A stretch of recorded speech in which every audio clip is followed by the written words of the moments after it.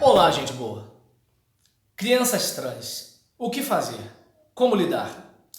E neste caso, nós estamos concluindo uma sequência de vídeos a partir da matéria publicada por Kleber Tomás, G1 de São Paulo, 4 de fevereiro de 2023, às 13 horas e 43 minutos. E quando eu acessei o site, constava atualizado há 4 horas.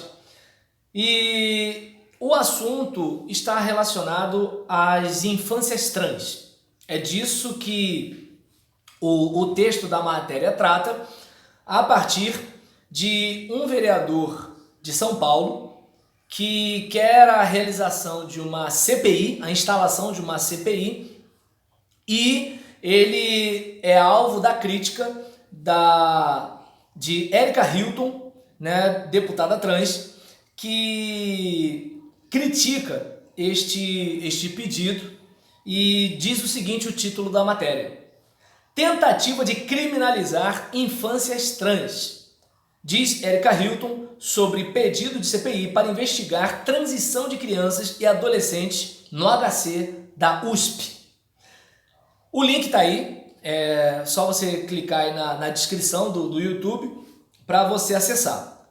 Vou ler aqui e, consequentemente, apresentarei meu comentário. A reportagem foi publicada no último domingo, dia 29 de janeiro, Dia da Visibilidade Trans. Dia da Visibilidade Trans, 29 de janeiro. De acordo com pegando aqui, né, a ideia da matéria, de acordo com a instituição, 100 crianças de 4 a 12 anos de idade e 180 adolescentes de 13 anos de idade a 17 anos são acompanhados. Então, 100 crianças de 4 anos a 12 anos e 180 adolescentes de 13 a 17 anos são acompanhados neste tratamento. Caso seja comprovado, por meio de avaliação criteriosa feita por equipe multidisciplinar, composta por psicólogos, pediatras, psiquiatras e endocrinologistas, que são de fato transgêneros, eles poderão ser submetidos a bloqueadores hormonais, mas apenas a partir da puberdade. Então nós observamos o seguinte: por exemplo, a criança de 4 a 12 anos não vai passar por bloqueio hormonal, mas a partir dos 13 ou da puberdade, e é bom lembrar que é o seguinte, de acordo com a matéria, não diz que é a partir dos 13 anos, diz que é a partir da puberdade. E a puberdade é algo físico, a puberdade é algo biológico. A adolescência, né, ou a classificação de adolescência pelo Estatuto da Criança e do Adolescente já não é biológico. No caso do Estatuto, é legal. E na sociedade é cultural, entende? Se você investigar um pouquinho, você vai perceber que há algum tempo atrás não existia, sempre existiu puberdade, mas adolescência não. Então, é bom você estar atento a isso, por quê? Porque aqui, de acordo com a matéria, né, salta, né, mesmo que indiretamente, que o seguinte: caso seja comprovado, eu não tenho como discutir como psiquiatra, como pediatra, como endocrinologista e como psicólogo vai poder dizer que aquele menino é uma menina, que aquela menina é um menino. Eu não sei como ele vai estabelecer isso, tá certo? Eu não faço ideia como você diz que um menino é menina, que uma menina é menino. Não faço ideia. Mas, até porque não é a minha especialidade, eu não sou médico, tá certo? E nesse caso, e também não sou psicólogo, nesse caso, a gente observa que quando comprovarem, como vai comprovar eu não sei, mas quando comprovarem, né, que as crianças são de fato transgêneros, aí o que vai acontecer? Serão submetidos a bloqueios, a bloqueadores hormonais.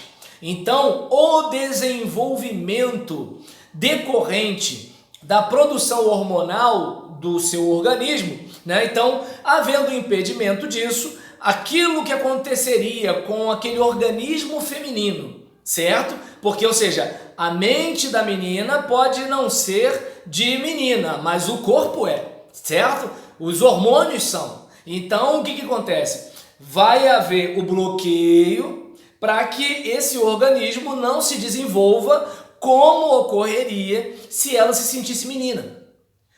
A crítica do deputado é porque, como uma pessoa, né, em tão tenra idade, vai tomar uma decisão tão séria em relação a isso. E aí, como um pai ou uma mãe vai tomar uma decisão tão séria para essa transformação no organismo de uma criança, caso já esteja atingindo a puberdade antes dos 12 anos, ou antes dos 13 anos, ou de um adolescente, tá certo? Que, de acordo com a justiça brasileira, não pode nem responder pelos seus atos, pelo fato de ser uma pessoa em formação, só para ter uma ideia. Então, aqui está dizendo que isso pode acontecer a partir da puberdade. Eles também receberão hormonização cruzada na adolescência, a partir dos 16 anos, com hormônios do gênero com que se identificam. Então, por exemplo, aquela menina que não se sente menina, a partir da adolescência, certo? O termo aqui está puberdade. A partir da puberdade, vai receber bloqueadores hormonais. E aí, quando chegar aos 16, vai começar a receber hormônios com o gênero, do gênero com o qual se identifica. Agora, observe bem, eu sou da geração que as pessoas tinham medo de fazer uma tatuagem porque tinha medo de se arrepender depois. Então, a gente era muito assustado pelos pais para evitar as drogas, para evitar as consequências e as sequelas depois. A menina tinha aquela preocupação com gravidez, certo?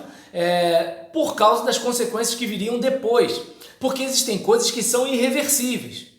Será que uma menina de 16 anos, que não é madura para responder pelos seus atos, caso cometa um ato infracional análogo a crime, será que ela está apta para passar por um procedimento desse tão sério? É o meu questionamento. Espero que ninguém me linche nem me julgue por causa disso. E aí, nesse caso, continuando aqui, se houver necessidade de operação para colocação de implantes ou readequação da genitália, chamada de redesignação sexual, ela só poderá ocorrer na fase adulta. É o mínimo que se espera, não é mesmo? Agora, observe o seguinte, né? Se o indivíduo ele já recebe a tal da hormonização cruzada na adolescência, pense comigo, o rapaz já vai estar de alguma forma desenvolvendo mamas. A moça já vai estar de alguma forma desenvolvendo pelos. E nesse caso, algumas mudanças profundas já estarão ocorrendo. E aí, digamos que com 18 anos em ponto ali, cravado, se faça a cirurgia. Pense na cena. 10 anos depois, ou talvez menos, a pessoa pense, não tomei uma boa decisão. O que fazer? Que drama, né? Eu, como cristão, eu entendo que precisamos orar por essas pessoas. E orar também pelas pessoas que são moralmente capazes. Quando eu falo aqui, eu falo de maioridade, certo? Penal e civil, que estão tomando decisões tão sérias a respeito da vida de pessoas em formação. É tenso, né? Mas o que você acha? E aí? Diz pra mim. E então, atualmente 100 adultos estão em busca dessa operação no Hospital das Clínicas da USP. Então, há uma fila de pessoas querendo esse tratamento. O lado bom é que essa fila faz a pessoa refletir a respeito do assunto. Muito sério. E como voltar atrás, não é mesmo? Naquela ocasião, na ocasião da matéria, o G1 também entrevistou pais com filhos trans menores de 18 anos, crianças, adolescentes e ainda adultos que passaram pela transição do Hospital das Clínicas da USP ou em clínicas particulares. E aí tem até um vídeo, né, que viralizou na internet com Gustavo Queiroga, de 8 anos, que faz acompanhamento neste departamento, nesta seção do Hospital das Clínicas, e sua mãe Jaciana Lima, de 35 anos. Segundo o psiquiatra Alexandre Saadi, no caso dos transgêneros, existe uma hipótese científica de que essa identidade de gênero se manifeste no cérebro na formação do bebê. Então, de acordo com este psiquiatra, há uma hipótese científica de que essa identidade de gênero se manifeste no cérebro na formação do bebê, ainda na fase intrauterina, depois do desenvolvimento dos órgãos sexuais.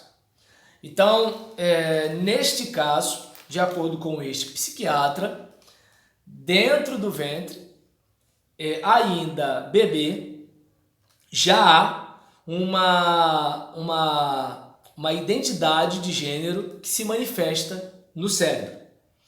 Em outras palavras, de acordo com ele, isso quer dizer que alguém que nasce com a genitália feminina não necessariamente terá um cérebro feminino e vice-versa.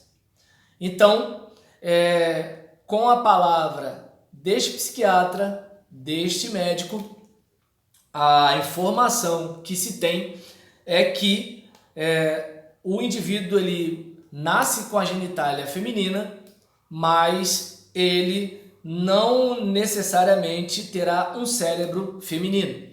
E então, como o cérebro é masculino, a genitália é feminina, troca-se a genitália. Pelo menos é o que parece. A parte que pelo menos me preocupa é a seguinte: se na terapia, se no tratamento, se na formação da identidade desta criança, algumas coisas, não vou muito longe, obviamente eu vou falar de uma coisa muito, mas muito pálida a respeito do assunto.